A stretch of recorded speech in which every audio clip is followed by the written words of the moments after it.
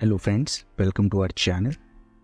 आप में से कई लोग 2024 में डेटा एनालिस्ट रोल के लिए एस्पायर कर रहे होंगे। कुछ लोग अभी as a data analyst role पे काम भी कर रहे होंगे।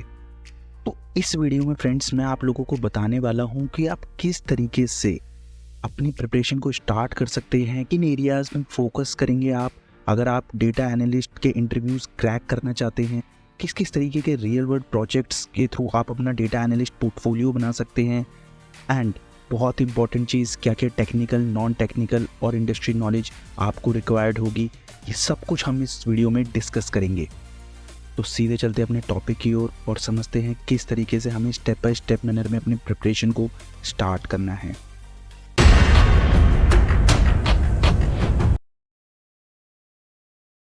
आज की डेट में डिफरेंट इंडस्ट्रीज़ में ह्यूमंगस डेटा कलेक्ट होता है ऑन अ डेली बेसिस। अगर हम बात करते हैं अपने ई कॉमर्स इंडस्ट्री की, तो आप देखते हैं कि डिफरेंट वेबसाइट्स पे कितना सारी ट्रांजैक्शंस हो रही हैं। सिमिलरली अगर हम बात करें बैंकिंग इंडस्ट्री की, तो रोज़ इतनी सारी मल्टीपल ट्रांजैक्शंस होती हैं। फाइनेंस डिपार्टमेंट हो, बैंकिंग हो, इवन हेल्थ केयर इंडस्ट्री हो, यहाँ पे ये डे बाय डे बेसिस पे या मैं कहूँ डेली बेसिस पे ह्यूमंगस डेटा कलेक्ट हो रहा है। अब अगर हमारा डेटा कलेक्ट होता रहेगा, उसका कोई मीनिंग नहीं। अगर हम सिंपली डेटा को कलेक्ट करते रहेंगे तो वो हमारी इंडस्ट्री, हमारी कंपनीज के लिए कुछ बेनिफिट प्रोवाइड नहीं करेगा। तो उस डेटा जो हमारा डेटा कलेक्ट हो रहा है डेली बेसिस पे, उससे कुछ मीनिंगफुल पैटर्न्स, कुछ डिसीजन मेकिंग अगर हमें करनी है, तो ऐसे में हमारा डेटा एनालिस्ट जो होता है वो बहुत इंपॉर्टेंट हो जाता है। डेटा एनालिस्ट का काम ही ये होता है कि वो जो डेटा हमारा कलेक्ट हो रहा है उस डेटा को यूज़ करके कुछ मीनिंगफुल पैटर्न्स डिराइव करे, कुछ डिसीजन मेकिंग करे, मैं कहूँगा, जिसकी हेल्प से कंपनी के प्रॉफिट्स इंक्रीज हो सके। ओवरऑल अगर मैं कहूँ तो हमारा एम है कि हमारे जो ऑर्गेनाइजेशन है, हमारी जो कंपनीज हैं, उनका प्रॉफिट्स जो हैं वो इंक्रीज हो जाएं। तो अल्टीमेट एम ही हमारा जो डेटा एनालिस्ट का होता है वो होता है जो कलेक्टेड डेटा है उसको ऊपर एनालिटिक्स परफॉर्म करना, उससे मीनिंगफुल पैटर्न उस डिराइव करना एंड देन डिसीजन मेकिंग करना, जिससे हमारी ऑर्गेनाइजेशन के प्रॉफिट्स इंक्रीज हो सके, ऑर्गेनाइजेशन की कंपेटिटिव एज बढ़ सके। तो ये कुछ एस्पेक्ट्स होते हैं जो हमें ध्यान में रखने होते हैं जब हम बात करते हैं डेटा एनालिस्ट रोल की। यहाँ मैंने मेंशन भी किया, it's a link between data and decision making process. तो जो भी हमें इंसाइट्स डिराइव करने हैं और जो भी हमारा डेटा कलेक्ट हो रहा है उसके बीच में एक डेटा एनालिस्ट ही होता है जो उस डेटा से कुछ मीनिंगफुल इंफॉर्मेशन को डिराइव करता है। तो आई होप आपको ये समझ आया होगा कि डेटा एनालिस्ट का रोल क्या होता है, किस तरीके से ऑर्गेनाइजेशन में डेटा एनालिस्ट रोल फिट होता है।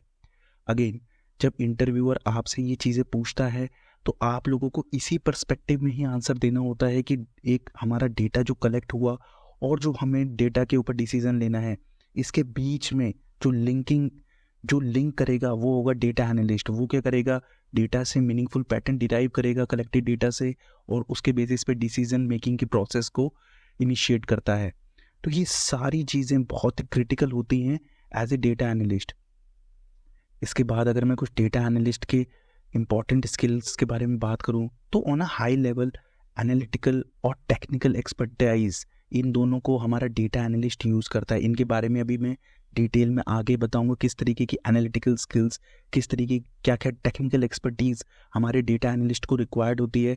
पर ऑन अ हाई लेवल आप देख सकते हैं कि एनालिटिकल स्किल्स को यूज़ करके और टेक्निकल एक्सपर्टीज़ को यूज़ करके ही जो डेटा हमारा कलेक्ट हुआ है, जो यहाँ ये डेटा कलेक्ट होगा, उससे मीनिंगफुल इंफॉर्मेशन हमारा डेटा एनालिस्ट डिराइव करता है। तो it's like a mix of analytical as well as technical expertise जो हमारे डेटा एनालिस्ट के लिए रिक्वायर्ड होती है। हम आगे जाके क्या क्या एनालिटिकल स्किल्स, क्या क्या टेक्निकल एक्सपर्टीज या टेक्निकल स्किल्स रिक्वायर्ड होंगी, उनके बारे में डिटेल में बात भी करने वाले हैं। पर on a high level in दोनों का मिक्स ही रिक्वायर्ड होता है कुछ मीनिंगफुल इंफॉर्मेशन को डिराइव करने के लिए। अब फ्रेंड्स, जब हम आगे बढ़ते, ये तो हमने समझा कि डेटा एनालिस्ट रोल से क्या रिक्वायरमेंट होती है, data analyst real world industries में किस तरीके से काम करता है। इसके बाद अगर हम जब आगे बढ़ते हैं, अब एक बार डेटा एनालिस्ट की रिस्पॉन्सिबिलिटीज़ के बारे में बात कर लेते हैं। हमने देखा डेटा एनालिस्ट का रोल क्या होता है। अब हम एक बार रिस्पॉन्सिबिलिटीज़ की बात करते हैं।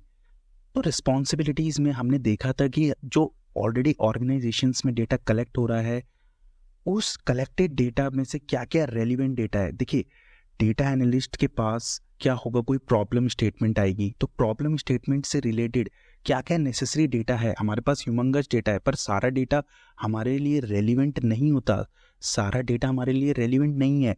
उनमें से हमें स्पेसिफिक डेटा ही चाहिए होता है जिससे हमें कुछ मीनिंगफुल इंफॉर्मेशन डिराइव कर सकते हैं। तो गैदरिंग डेटा में जो हमारा ऑलरेडी पूरा डेटा कलेक्ट हुआ है, उसमें से इम्पॉर्टेंट बेनिफिट जो हमारा बेनिफिशियल रहेगा डेटा, उसे किस तरीके से गैदर करना है, वो काम डेटा एनालिस्ट करता है। तो ये डेटा हमारा डेटाबेस में भी हो सकता है, ये डेटा हमारा CSV फाइल्स में भी हो सकता है, एक्सेल में भी हो सकता है, अलग अलग सोर्सेस इस डेटा के हो सकते हैं। इवन बिग डेटा से भी हम ये डेटा को गैदर कर सकते हैं, तो मल्टीपल डेटा हो सकता है। तो ये सारा डेटा जो गैदर होता है, इसके गैदर होने के बाद हम डायरेक्टली मीनिंगफुल इंफॉर्मेशन डिराइव नहीं कर सकते, क्योंकि डेटा की जो शेप होती है वो बहुत बैड होती है। उसमें बहुत ही, मैं कहूँगा, डेटा जो होगा वो क्लीन नहीं होता है, उसमें डिफेक्ट्स भरे होते हैं डेटा में। तो डेटा की क्लीनिंग एंड ट्रांसफॉर्मेशन, ये बहुत ही इंपॉर्टेंट स्टेप होता है। मैं इस स्टेप पे बहुत ज़्यादा फोकस करता हूँ, क्योंकि अगर आप डेटा को मैं कहूँगा 70 to 80% जो काम होता है वो क्लीनिंग में ही चला जाता है। क्योंकि अगर आप डेटा की क्लींजिंग और ट्रांसफॉर्मेशन प्रॉपर कर लेंगे, तो उसके बाद आपको एनालाइज करना, आपको अगर कोई रिपोर्ट्स बनानी है, डैशबोर्ड बनाने हैं, वो काम काफ़ी ईजी हो जाता है। जैसे मैंने यहाँ पे स्टेप में लिखा भी है, एनालिसिस एंड रिकमेंडेशन। सो इस स्टेप में आप क्या करेंगे, डैशबोर्ड एंड रिपोर्ट्स बना के अपने क्लाइंट को रिकमेंड करेंगे कि कहाँ कहाँ पे पिटफॉल्स हैं जिनको उनको ओवरकम करना है, क्या क्या इश्यूज आ रहे हैं, किस रीजन में, अगर मान लीजिए सेल्स ड्रॉप हुई है तो किस रीजन में सेल्स ड्रॉप हो रही हैं, क्या क्या फैक्टर्स थे, क्या क्या प्रोडक्ट्स थे जिनकी वजह से हमारी सेल्स ड्रॉप हुई, जो हमारे कस्टमर्स को अच्छे नहीं लगे, ऐसे कौन कौन से प्रोडक्ट्स थे जिनकी वजह से उस रीजन में सेल्स फॉल हुई। ये सारी एनालिसिस एंड रिकमेंडेशन, ये जो चीज़ें होती हैं, इनसे पहले अगर आप प्रॉपर क्लीनिंग करेंगे, ट्रांसफॉर्मेशन को प्रॉपर करेंगे, ये सारी चीज़ें आपके लिए एनालिसिस करना, रिकमेंडेशन देना बहुत ईजी हो जाता है। तो इन स्टेप्स को मैं क्यों दोनों को एक साथ बता रहा हूँ, क्योंकि ये इंटरलिंक्ड है एक तरीके से। प्रॉपर क्लीनिंग एंड ट्रांसफॉर्मेशन आप करके जाएंगे डेटा को, तो आपकी एनालिसिस एंड रिकमेंडेशन ईजी हो जाएगी। इट इज़ लाइक अगर आप अच्छे से मेहनत करेंगे क्लीनिंग एंड ट्रांसफॉर्मेशन फेज़ में, तो आपकी एनालिसिस एंड रिकमेंडेशन वाला फेज़ ईजी हो जाएगा। तो ये दोनों जो हमारे फेजेस होते हैं, ये हैंड इन हैंड चलते हैं। Proper cleaning and transformation required होती है, तभी आप मीनिंगफुल कंक्लूजन्स को डिराइव कर सकते हैं। तो मुझे उम्मीद है ये वाला पार्ट की रिस्पॉन्सिबिलिटीज़, किस किस तरीके से डेटा को गैदर करना है, क्या क्या क्लीनिंग एंड ट्रांसफॉर्मेशन किस तरीके से इंपॉर्टेंट होता है, and finally analysis and recommendation, जिसके अंदर हम रिपोर्ट्स एंड डैशबोर्ड बनाते हैं, किस तरीके से सारे स्टेप्स लिंक्ड होते हैं। ये तो रहा डेटा एनालिस्ट की रिस्पॉन्सिबिलिटीज़ की बात। अब एक बार हम देख लेते हैं टेक्निकल स्किल्स। देखिए, टेक्निकल स्किल्स डेटा एनालिस्ट के लिए क्या क्या रिक्वायर्ड हैं, आपको इंटरनेट पे मल्टीपल वीडियोस मिल जाएंगी, यूट्यूब पे। पर यहाँ पे मैं कुछ ऐसी चीज़ें आप लोगों को गाइड करना चाहता हूँ जिसकी हेल्प से आपकी प्रिपरेशन कुछ ईजी हो सकती है। मैं आपको यहाँ पे टाइमलाइन नहीं दूंगा कि आप 2 महीने में SQL सीख लीजिए, 3 महीने में पाइथन सीख लीजिए, और या 1.5 महीने में एक्सेल सीख लीजिए। ऐसा नहीं होता है। हर कैंडिडेट की लर्निंग लेवल अलग होता है, हर एक एस्पिरेंट होगा, उसको अलग अलग टाइम ड्यूरेशन लगती है किसी भी चीज़ को समझने के लिए। तो आप ऐसे नहीं कह सकते, एक one size fit for all वाली चीज़ नहीं होती है कि भाई ठीक है आप 3 महीने में टैबलू सीख लीजिए, 2 महीने में पावर BI सीख लीजिए। ऐसा नहीं होता है। आपको स्किल्स पता होनी चाहिए क्या क्या रिक्वायर्ड हैं।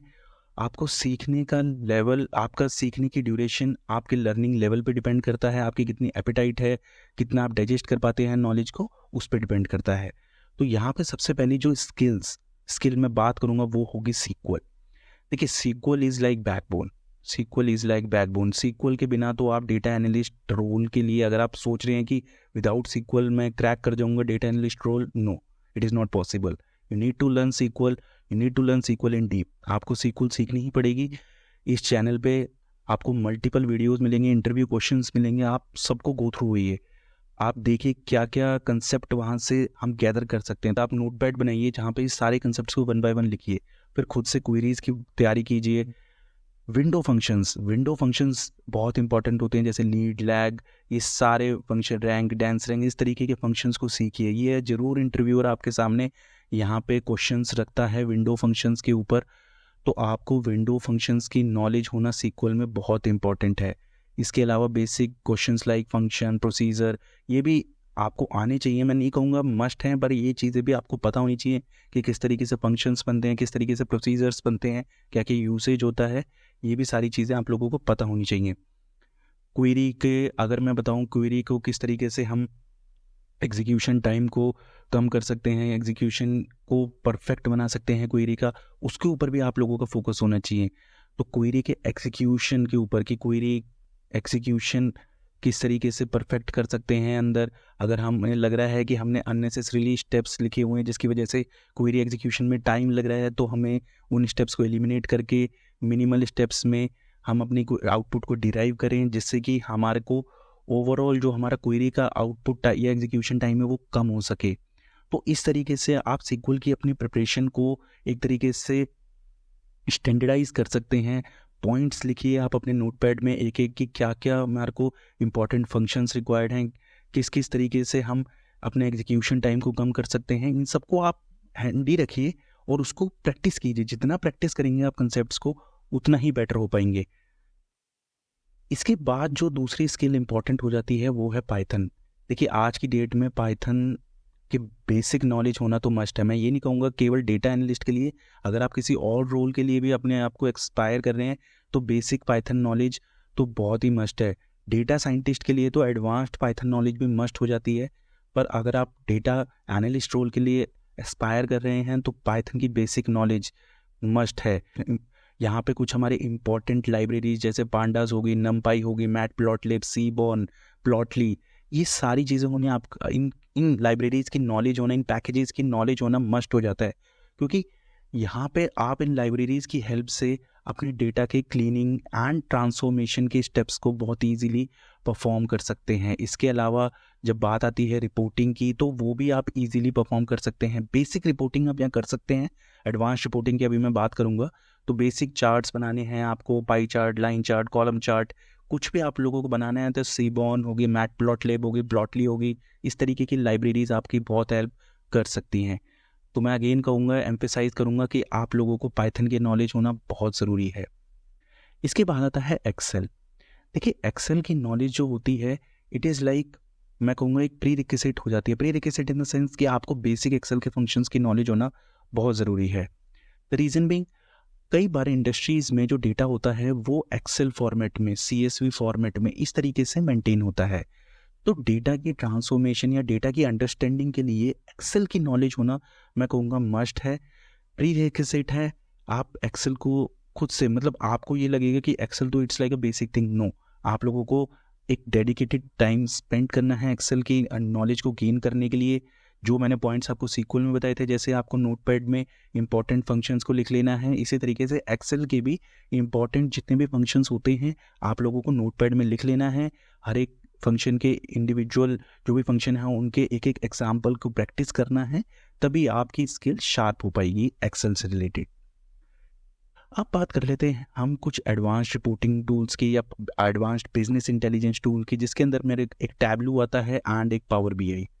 तो ये दो टूल्स मैं कहूँगा बहुत इंपॉर्टेंट हो जाते हैं। अगर आपके पास एक भी टूल की नॉलेज, अगर लेट सपोज आप पावर BI की नॉलेज को एनहांस कर चुके हैं तो it is fine, there is no need to learn Tableau here. आप ये नहीं है कि अभी एक टैबलू की जॉब आई है उसको भी अप्लाई कर देंगे, नहीं, ऐसा नहीं है।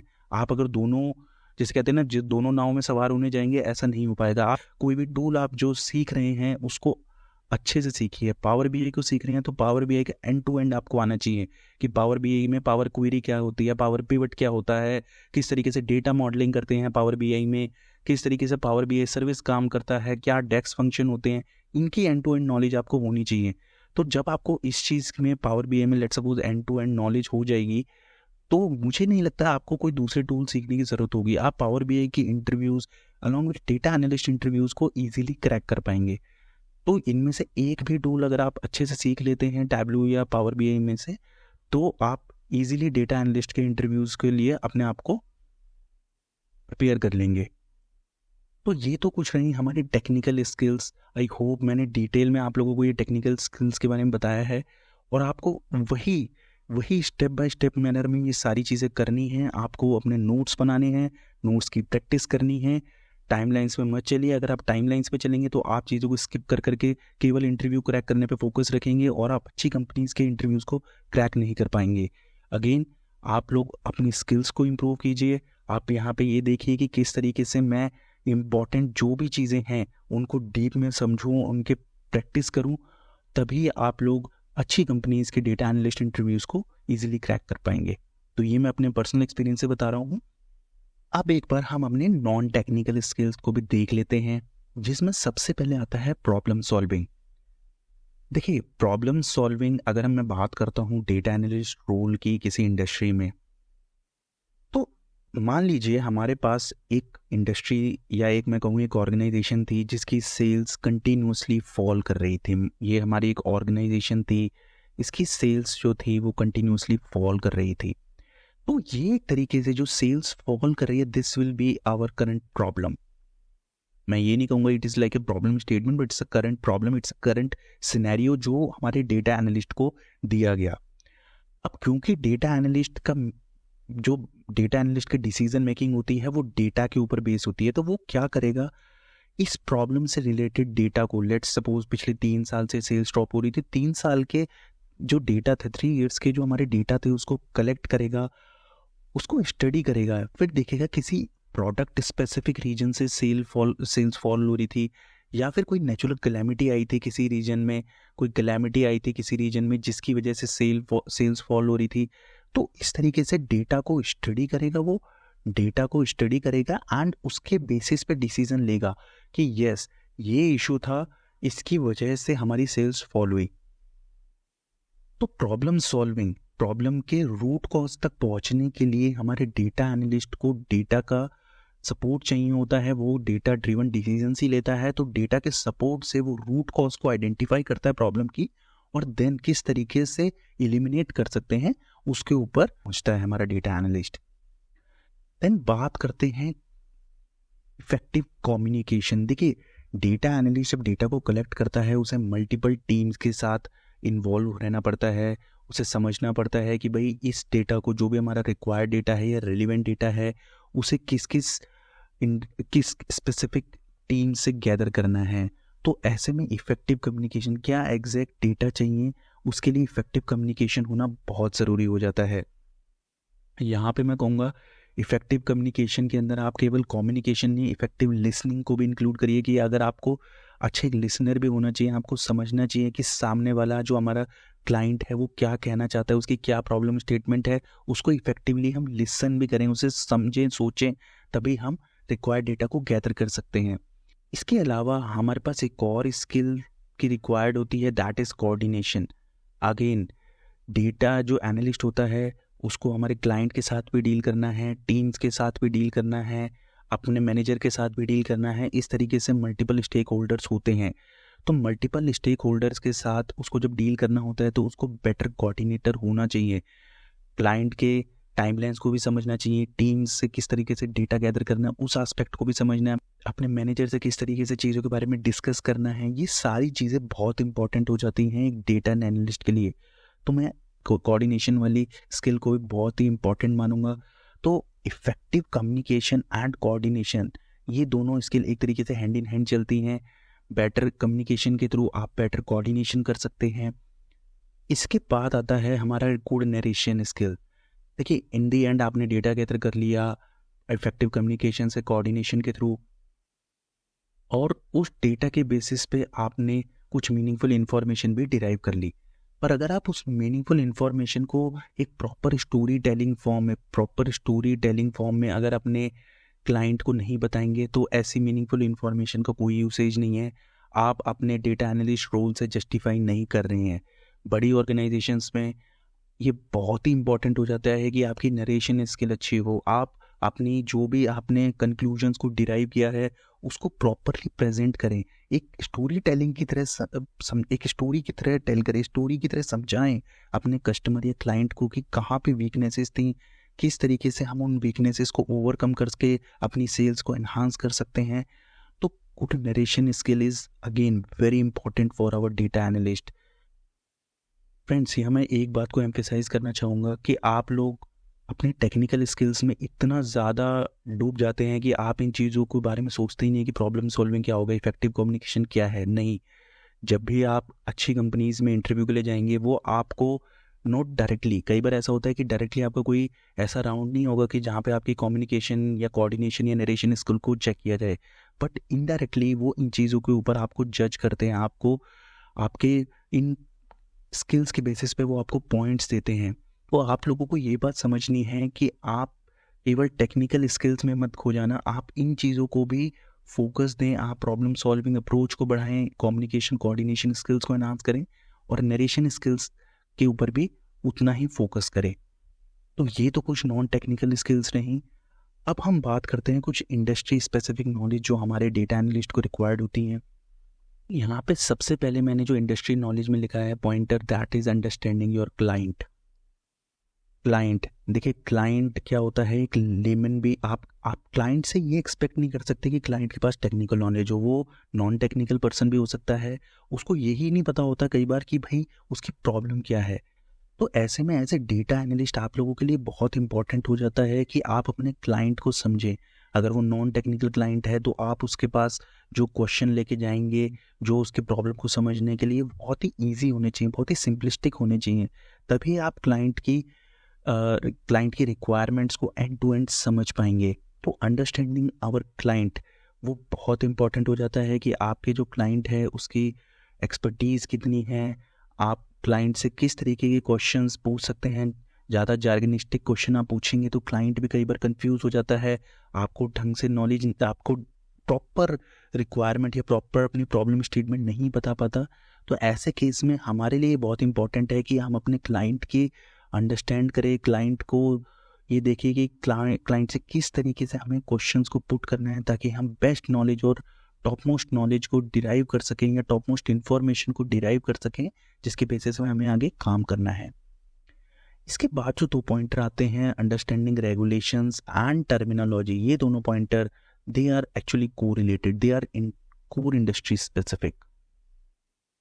तो जैसे बात करते हैं सबसे पहले रेगुलेशंस की, तो आज के डेट में फ्रेंड्स डेटा जो है, जैसे आप लोगों को पता है डेटा इज़ न्यू ऑयल, तो डेटा बहुत इंपॉर्टेंट हो गया है। तो हम रेंडमली डेटा को इस तरीके से यूज़ नहीं कर सकते कि भाई कोई भी डेटा आया उस पर एनालिसिस परफॉर्म करनी शुरू कर दी हमने, ऐसा नहीं होगा। आपको उस इंडस्ट्री से रिलेटेड रेगुलेशंस क्या क्या हैं, इंडस्ट्री से स्पेसिफिक आपको नॉलेज होना बहुत ज़रूरी है, तभी आप एक प्रॉपर, मैं कहूँगा एक इफेक्टिव डेटा एनालिसिस आप परफॉर्म कर पाएंगे। तो यहाँ पे रेगुलेशंस को समझना स्पेसिफिक टू दैट इंडस्ट्री, जैसे अगर हम बात करते हैं अपने हेल्थ केयर इंडस्ट्री की, तो वहाँ पे हिप्पा की कुछ गाइडलाइंस होती हैं। इसी तरीके से अलग अलग इंडस्ट्रीज़ में अलग अलग गाइडलाइंस हैं जिन्हें हमें समझना बहुत ज़रूरी है। इसके साथ साथ हमें क्लाइंट स्पेसिफिक जो रेगुलेशंस है उनको भी समझना है। ये तो हमारी हुई जैसे इंडस्ट्री स्पेसिफिक, क्लाइंट स्पेसिफिक भी रेगुलेशंस होते हैं कि कुछ डेटा जो है वो बहुत क्रिटिकल है, उसको हम डायरेक्टली यूज़ नहीं कर सकते, उसके लिए हमें परमिशन चाहिए होगी। तो ऐसी परमिशंस हमारे पास ऑलरेडी हैंडी होनी चाहिए बिफोर यूजिंग दैट डेटा। तो ये सारी चीज़ें बहुत इंपॉर्टेंट हो जाती हैं। अगर हम बिना रेगुलेशंस को रीड करे सीधे काम करना शुरू कर देंगे प्रॉब्लम स्टेटमेंट पे, तो अल्टीमेटली होगा का कि हमारे जो क्लाइंट का जो वर्क है ओवरऑल वो भी अफेक्ट होगा और हमारा भी वर्क हैम्पर हो सकता है डाउन द लाइन। तो इन पॉइंटर्स पर हमें हमेशा ध्यान देना है रेगुलेशंस की अगर हम बात करें तो। इसके अलावा टर्मिनोलॉजीज़, देखिए टर्मिनोलॉजीज़ इंडस्ट्री स्पेसिफिक हमें पता होनी चाहिए। अगर मान लीजिए हम बैंकिंग फाइनेंस में काम कर रहे हैं इंडस्ट्री में, तो हमें, अगर मैं कुछ एग्जांपल दूं आपको कि डेबिट क्या होता है, क्रेडिट क्या होता है, करंट अकाउंट, सेविंग अकाउंट ये क्या होते हैं, डीमेट अकाउंट क्या होता है, इस तरीके की बेसिक नॉलेज होना बहुत ज़रूरी है। बात करें अगर हेल्थ केयर इंडस्ट्री की, तो डिडक्टिबल्स, कोपे, इंश्योरेंस क्या होता है, फैमिली फ्लोटर प्लान क्या होते हैं, इंडिविजुअल प्लान्स क्या होते हैं, इस तरीके से हमें बेसिक चीज़ें हमारे को इंडस्ट्री की टर्मिनोलॉजीज़ हमें पता होनी चाहिए। मैं क्यों एम्फेसाइज कर रहा हूँ, ये इसलिए भी इम्पॉर्टेंट है क्योंकि अगर आपको जब प्रॉब्लम स्टेटमेंट दी जाएगी और उसमें कहीं पे इस तरीके के अगर जो प्रॉब्लम क्लाइंट आपको समझा रहा है करंट सिनेरियो में ऐसी टर्मिनोलॉजीज यूज़ हो रही हैं, तो आप लोगों को पता ही नहीं चलेगा कि एक्चुअल में क्लाइंट बोलना क्या चाह रहा है। क्लाइंट अपनी तरफ से प्रॉपरली आपको बता रहा है, पर आपको क्योंकि टर्मिनोलॉजीज की नॉलेज नहीं है, आपको समझने में काफ़ी प्रॉब्लम्स होंगी, आपको समझने में हिंड्रेंस क्रिएट होंगी। ऐसे में बहुत इंपॉर्टेंट हो जाता है कि जो टारगेट आप मान लीजिए जिस भी इंटरव्यू में आप शामिल हो रहे हैं, आप उस इंटरव्यू की जॉब डिस्क्रिप्शन को पढ़ें। उस जॉब डिस्क्रिप्शन में जो भी इंडस्ट्री मेंशन्ड है उसके at least basic terminologies and regulations की नॉलेज रखें, जिससे अगर आप डाउन द लाइन सेलेक्ट होते हैं तो आपके आगे आने वाला काम बहुत ही ईजी हो जाता है। और ये भी हो सकता है कि इंटरव्यूअर आपको, कई बार ऐसा भी होता है कि इंटरव्यूअर भी आपको जज कर लेता है कई बार इन चीज़ों के ऊपर, टर्मिनोलॉजीज एंड रेगुलेशंस के ऊपर। तो आप इनके ऊपर, मैं ये नहीं कहूँगा डीप में जाना आपको, पर हाँ बेसिक नॉलेज होना बहुत ज़रूरी है, जो आपको ना कि केवल इंटरव्यू क्रैक करने में काम आएगी, पर डाउन द लाइन जब आप प्रोजेक्ट्स में काम करेंगे वहाँ पे बहुत हेल्पफुल आपको होने वाली है ये चीज़। तो अब तक हमने बात करी है अपने क्या क्या technical non technical skills, industry knowledge required है। अब इन नॉलेज को गेन करने के लिए हम क्या क्या कर सकते हैं, एक बार उन चीज़ों को भी चेक कर लेते हैं। देखिए आज की डेट में आप लोगों के पास काफ़ी, अगर मैं बात करूँ 10 साल पहले, तो बहुत लिमिटेड रिसोर्सेज होते थे नॉलेज गेन करने के लिए। आज आपके पास ऑनलाइन कोर्सेज हैं, पॉडकास्ट मिल जाएंगे, वेबसाइट्स हैं इतनी, यूट्यूब में हमारा ही चैनल है और इसके अलावा आप यूट्यूब पे अदर चैनल्स को भी चेक कर सकते हैं जहाँ पे आपको डेटा एनालिस्ट स्पेसिफिक नॉलेज मिल रही है। ब्लॉग्स को देख सकते हैं, बुक्स पढ़ सकते हैं। तो आपके पास नॉलेज गैदर करने के लिए एम्पल अमाउंट ऑफ रिसोर्सेज हैं। मैं चाहता हूँ तो यहाँ पे मैं आपको लिंक्स प्रोवाइड कर सकता था, पर वो इट इज़ लाइक एंडोर्समेंट हो जाएगा किसी वेबसाइट या किसी चैनल की, वो मैं नहीं करना चाहता। मैं सिंपली आप लोगों को ये बताना चाहता हूँ कि देयर आर मल्टीपल सोर्सेज। आप ऑनलाइन कोर्सेज, इसके लिए तो मैं हमेशा, इन दोनों के लिए तो मैं हमेशा आप लोगों को कहूँगा आप जाइए, क्योंकि यहाँ से आपको एक वीडियो फॉर्म में जो नॉलेज मिलती है, आप प्रैक्टिकली जब इम्प्लीमेंट करते हैं चीज़ों को बेटर समझते हैं। इसके अलावा ब्लॉग्स, कुछ हमारे जो डेटा एनालिस्ट हैं वो अपने प्रैक्टिकल नॉलेज को ब्लॉग्स के थ्रू भी शेयर करते हैं, तो ये भी एक इम्पॉर्टेंट सोर्स हो जाता है। तो यहाँ पे क्या होता है कि हम मल्टीपल सोर्सेस को देख लेते हैं, सुन लेते हैं, पर हम इम्प्लीमेंट नहीं करते। हमने क्या किया, कोई कोर्स ऑनलाइन हमने कर लिया पूरा कंप्लीट, पर प्रैक्टिकल नहीं किया। उसे सुनते रहे हमने, प्रैक्टिकल कुछ भी नहीं किया। सिमिलरली कोई वीडियो देखी, उसे हमने ऑडियो तरीके से सुन लिया या साइड बाय साइड मोबाइल में देखते रहे, पर उसको प्रैक्टिकल नहीं कर रहे हैं। तो ऐसी चीज़ का कोई फ़ायदा नहीं है फ्रेंड्स। ये आपको बिल्कुल बेनिफिशियल नहीं रहने वाला। आपने देख ली कोई चीज़, आपको उसके बाद खुद से ट्राई करना है। डेटा सेट, अगर आपको डेटा सेट नहीं है तो आप डेटा सेट खुद बना सकते हैं। एआई के इतने सारे सोर्सेस आ गए हैं, आप उनको सिंपली बोलिए कि भाई मेरे को एक सेल्स रिलेटेड डेटा सेट बना के दीजिए, आप मेरे को banking related data set, dummy data set बना के दीजिए। वो आपको डमी डेटा सेट खुद से बना के दे देंगे। उसके अंदर सारे डमी फिगर होगी, पर आपको उसके ऊपर आप प्रैक्टिस कर पाएंगे। तो ये बहुत इंपॉर्टेंट हो जाता है कि आप डेटा सेट्स खुद से बनाइए, डमी डेटा डाल के खुद से बनाइए, डेटा मॉडलिंग कीजिए। उस डेटा सेट बनने के बाद डेटा मॉडलिंग जब आप कर लेंगे, उससे रिपोर्ट्स बनाइए, डैशबोर्ड बनाइए।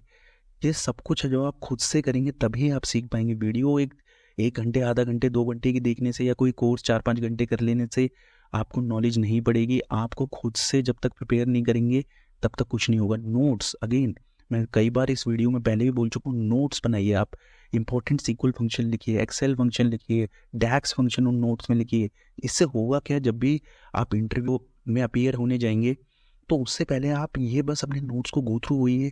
आपके काफ़ी क्वेश्चंस तो इन्हीं नोट्स में से ही होंगे, आप ये पाएंगे।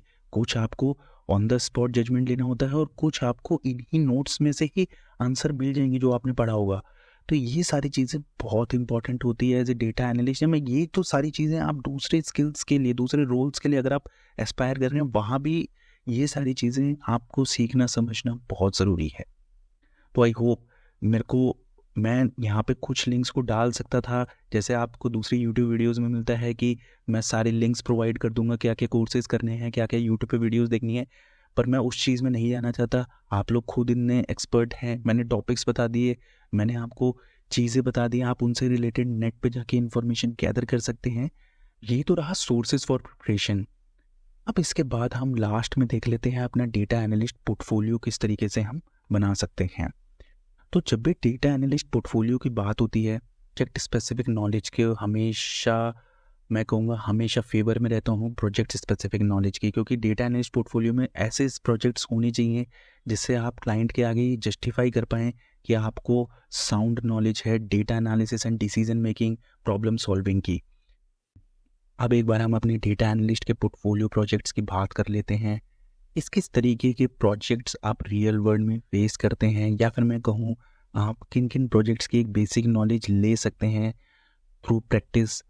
तो इनमें एक इम्पॉर्टेंट प्रोजेक्ट होता है सेल्स प्रिडिक्शन का। तो यहाँ पे हम क्या करते हैं, प्रीवियस कई ईयर्स की सेल्स को स्टडी करके एक तरीके की फोरकास्टिंग करते हैं कि किस रीजन में क्या सेल्स रह सकती है, प्रोबेबल सेल। तो इस तरीके के प्रोजेक्ट्स काफ़ी हेल्पफुल होते हैं अगर आप अपने रिज्यूमे में इंक्लूड करते हैं इनको। इसके अलावा हम बात करें सोशल मीडिया सेंटिमेंट एनालिसिस, तो अगर हमारे प्रोडक्ट हमने कोई लॉन्च किया है तो उस पर किस तरीके के सेंटिमेंट्स आए हैं, पॉजिटिव नेगेटिव, उनको स्टडी करना, उनके बेसिस पे डिसीजन लेना। तो सेंटिमेंट एनालिसिस मैंने भी एक वीडियो बनाई थी पाइथन के थ्रू, आप किस तरीके से सेंटिमेंट एनालिसिस कर सकते हैं, आप उस वीडियो को भी जाके देख सकते हैं। एक और प्रोजेक्ट जो बहुत इंपॉर्टेंट होता है that is marketing campaign effectiveness. तो अगर हमने किसी प्रोडक्ट के रिलेटेड कोई मार्केटिंग कैंपेन लॉन्च किया तो उस कैंपेन को लॉन्च करने के बाद हमारी क्या सेल्स रही, ओवरऑल किन किन एरियाज़ में सेल्स बढ़ी, किन एरियाज़ में सेल्स में कोई चेंजेस नहीं आया, किस कैंपेन की वजह से सेल चली, अगर मल्टीपल कैंपेन्स हमने लॉन्च करे किस कैंपेन की वजह से चली, किस मोड यानी अगर हमने मोबाइल, वेबसाइट या फिर हमने टेक्स्ट फॉर्म में हम ऐड किया, किसी डिफरेंट सोशल मीडियाज़ पे हमने ऐड किया, तो किस सोशल मीडिया प्लेटफॉर्म पे हमारे कस्टमर थे, उनको हम कन्वर्ट कर पाए लीड से। तो ये सारी चीज़ें बहुत इंपॉर्टेंट होती हैं कि हम प्लेटफॉर्म की स्टडी करें, सोर्स की स्टडी करें, कैंपेन की स्टडी करें। तो ये जो प्रोजेक्ट है हमारा मार्केटिंग कैंपेन इफेक्टिवनेस, ये मार्केटिंग कैंपेन एनालिटिक्स, ये भी एक हमारे डेटा एनालिस्ट पोर्टफोलियो के लिए इम्पॉर्टेंट हो जाता है। फाइनली ये जो दो प्रोजेक्ट है, detection of fraud and assessment of credit risk, assessment of credit risk, ये दोनों जो प्रोजेक्ट हैं ये थोड़े एडवांस लेवल के प्रोजेक्ट्स हैं जिसके अंदर असेसमेंट ऑफ क्रेडिट रिस्क में एक तो आपको बेसिक इंडस्ट्री नॉलेज होना बहुत ज़रूरी है। दूसरा, आप लोग यहाँ पे ये स्टडी करते हैं अगर आपको कोई लोन देना है तो आप ये स्टडी करेंगे कि उस कस्टमर का क्या ट्रैक रिकॉर्ड है पास्ट में, ताकि डिफ़ॉल्ट के चांसेस कम हो सकें। तो इस तरीके के प्रोजेक्ट थोड़े एडवांस लेवल जो हमारे एक्सपीरियंस डेटा एनालिस्ट हैं उनके लिए इम्पॉर्टेंट हो जाता है। सिमिलरली डिटेक्शन ऑफ फ्रॉड की अगर हम बात करते हैं, ये भी प्रोजेक्ट हमारे अगर बैंकिंग इंडस्ट्री के जो हमारे एक्सपीरियंस डेटा एनालिस्ट हैं ये प्रोजेक्ट की नॉलेज गेन करके उसको अपने पोर्टफोलियो में वो इंक्लूड कर सकते हैं। तो डिटेक्शन ऑफ फ्रॉड में हम बेसिकली ये देखते हैं कि मान लीजिए डे टू डे ट्रांजेक्शन्स के अंदर क्या क्या अगर कोई इशू आए हैं, सडनली मान लीजिए 10, 20, 30 डॉलर्स की ट्रांजेक्शन होती थी, सडनली अगर ट्रांजेक्शन $1 लाख की हो गई, तो इस तरीके से हाई लेवल में अभी आपको बता रहा हूँ। तो अगर कोई फ्रॉड हुआ है किसी क्रेडिट कार्ड से रिलेटेड, किसी नेट बैंकिंग से रिलेटेड, तो ऐसे केस में हम इस तरीके के प्रोजेक्ट्स ये बहुत ही मैं कहूँगा इम्पॉर्टेंट हो गए हैं आज की डेट में। साइबर सिक्योरिटी में भी ऐसे प्रोजेक्ट्स की नॉलेज होना, तो detection of fraud and assessment of credit risk, इस तरीके के प्रोजेक्ट्स की नॉलेज होना भी बहुत ज़रूरी है। पर ये अगेन एडवांस लेवल प्रोजेक्ट्स हैं, तो अगर आपको कुछ टाइम हो चुका है एज ए डेटा एनालिस्ट और आप अपने करियर में ग्रोथ करना चाहते हैं तो इन प्रोजेक्ट्स को आप अपने पोर्टफोलियो में इंक्लूड कर सकते हैं after getting the proper knowledge. तो ये तो मैंने कुछ हाई लेवल में आपको प्रोजेक्ट्स की नॉलेज दी। इसके अलावा भी काफ़ी प्रोजेक्ट्स होते हैं। देखिए, आपको इंटरनेट पे बहुत सारे प्रोजेक्ट्स इस तरीके से मिल जाते हैं जैसे क्रिकेट एनालिसिस एंड मैं कहूँगा डिफरेंट टाइप के इस तरीके के चीज़ें मिलती हैं, पर उनसे आप कंसेप्ट सीख सकते हैं। बट रियल वर्ल्ड में आपको जब एक्चुअल में इम्प्लीमेंट करने जाएंगे तो आपको कुछ इसी तरीके की सिनेरियोज मिलेंगी, जैसे सेल्स डेटा को एनालाइज करना है, इन्वेंट्री डेटा को एनालाइज करना है, या फिर मैं कहूँगा अगर आपको हो सकता है कि मार्केटिंग कैंपेन जैसे मैंने बताया इस तरीके के डेटा को एनालाइज करना हो। तो ये सारी चीज़ें अगर आप वहाँ से ऐसे क्रिकेट एनालिटिक्स जैसी चीज़ों से कुछ डिराइव कर रहे हैं इंफॉर्मेशन को, दैट इज़ बेस्ट।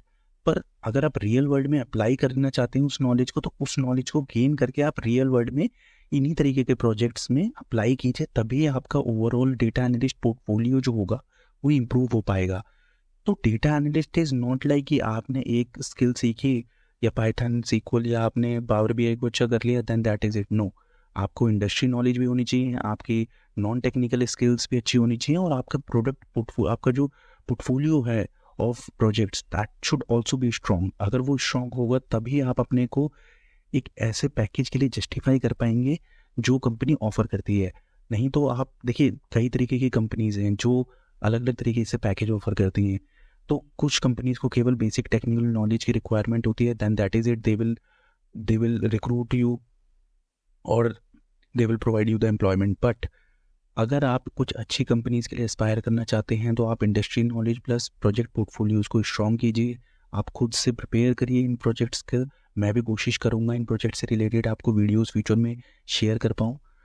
तो आप एक कंप्लीट पोर्टफोलियो को अपना डिज़ाइन कीजिए, तभी आप अच्छी कंपनीज, जो एक डेफिनेशन होती है जो वेल डिफाइंड एक डेफिनेशन है, मैं अच्छी कंपनीज में किसी कंपनी का नाम नहीं लूँगा, पर अच्छी कंपनीज जो हैं अच्छे पैकेज जो ऑफर करती हैं वो तभी आप क्रैक कर पाएंगे जब आपका कंप्लीट एक पोर्टफोलियो प्रिपेयर होगा। तो मुझे उम्मीद है ये आज की डेटा एनालिस्ट के रोड मैप की वीडियो आपको अच्छी लगी होगी। तो आप तुरंत इस चैनल को सब्सक्राइब कर लीजिए। इस चैनल पे आपको multiple technologies like power BI हो गया, सीक्वल हो गया, मैं काफ़ी एस्पेक्ट टच करने की कोशिश करता हूँ डेटा एनालिस्ट से रिलेटेड इस चैनल पे, जो मुझे लगता है आपको अच्छा भी लगता होगा। तो ये सारी चीज़ें सीखने के लिए आप तुरंत सब्सक्राइब कर लीजिए एंड इस वीडियो को लाइक ज़रूर कीजिएगा। तो मिलते हैं नेक्स्ट वीडियो में, तब तक के लिए थैंक यू, धन्यवाद।